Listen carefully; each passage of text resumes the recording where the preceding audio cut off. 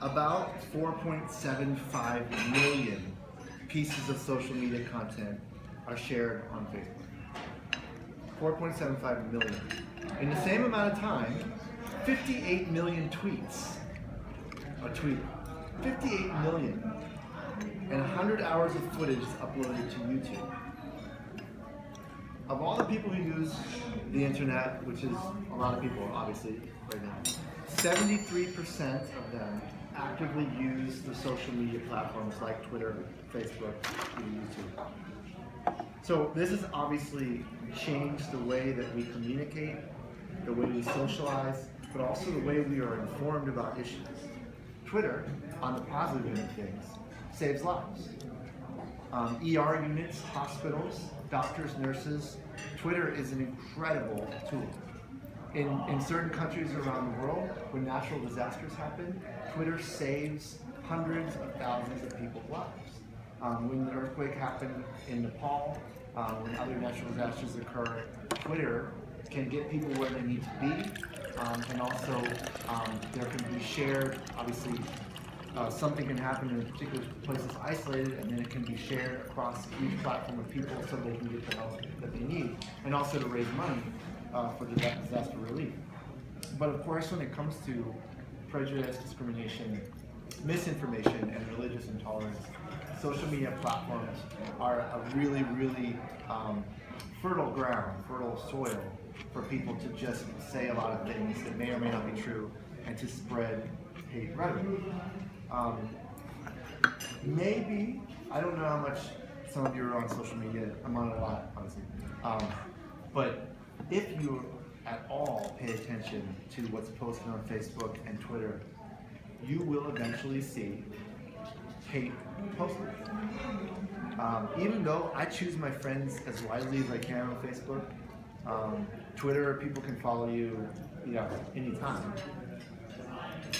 But you choose what you see on Twitter, so you can filter out, kind of things. But let's just go back to Facebook. A lot of people are on Facebook.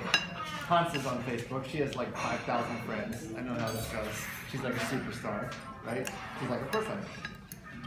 But if you see people's news feeds, sometimes something will appear on your news feed that they liked or they shared.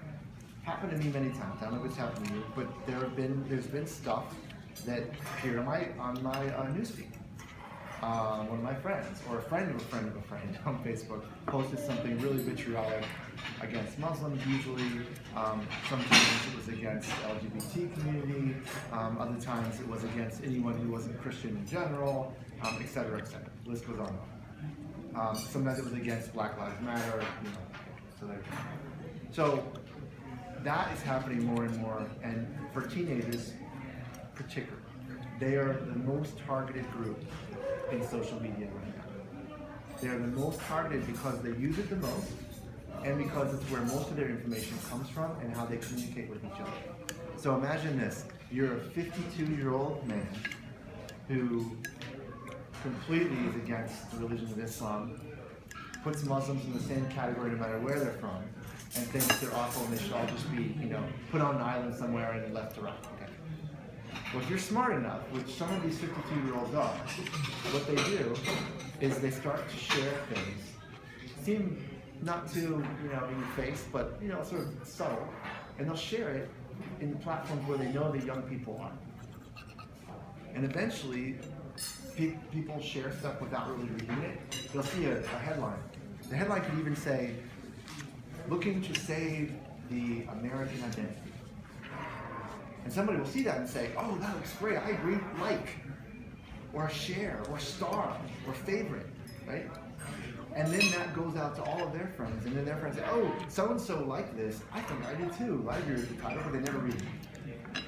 And if they click on it and read it, it's a completely anti-Islam rant. This happens all the time. People who really don't even know what they're doing, what they're sharing or liking or favoriting, and it just happens. And likewise, as you know, in many platforms, particularly in blogs and commenting, people can be anonymous and people will use certain names when they enter. We call them trolls, right? So trolls in the internet, will enter into a chat room or to a blog or whatever, and they'll not be using their real name. and they go to particular comments and particular discussions so that they can put in their little thing. So I've seen it a lot when I've had comments, whether it's on my blog or just in other platforms where we have social media discussions about interfaith work.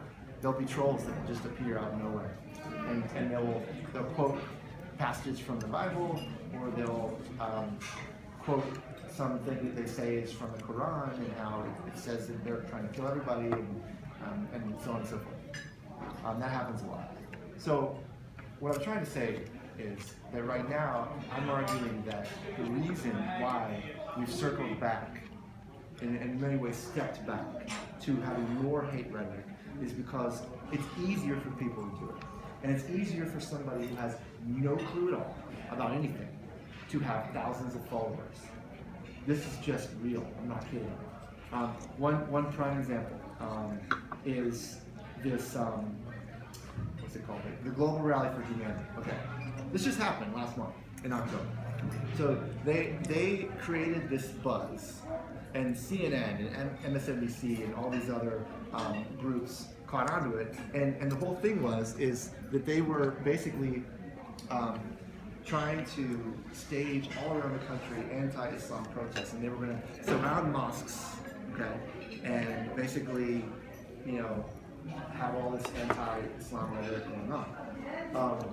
So they claim to have a Facebook page. A website. They do have a Facebook page, but immediately CNN, MSNBC, Fox News picked it up, and it was big news. But come to the end of the story, because myself and others at the Interfaith Center, we were all like, should we be concerned about this? Should we be organizing in Philadelphia? So we started to do that. But then when the actual dates came, it was October 9th and October 10th, nothing happened. Nothing happened. You know why? Because this group didn't exist. It was a small group of people. They had a Facebook group, a page that they created, and got other trolls, in it. And the news outlets picked it up and gave them their 5 seconds of fame. And people started freaking out. And literally none of these protests really happened.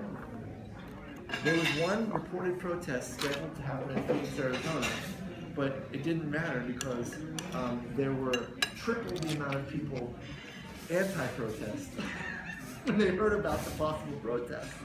We're talking about a handful of people who created this name, this idea that there would be protests countrywide, and it would be a big deal, and da-da-da.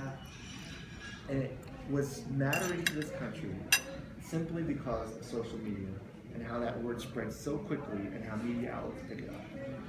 Right? So I'm saying that because I don't want you to ever de-emphasize the importance of social media in this sort of hate speech and so on. So what I want to say now is just there are some positive examples of how people respond. So there's so many. I can't name them all, but in the papers I gave you, I'm hopefully giving you some examples that you can take home and just like investigate on your own and read more about it, because I think you'll really find that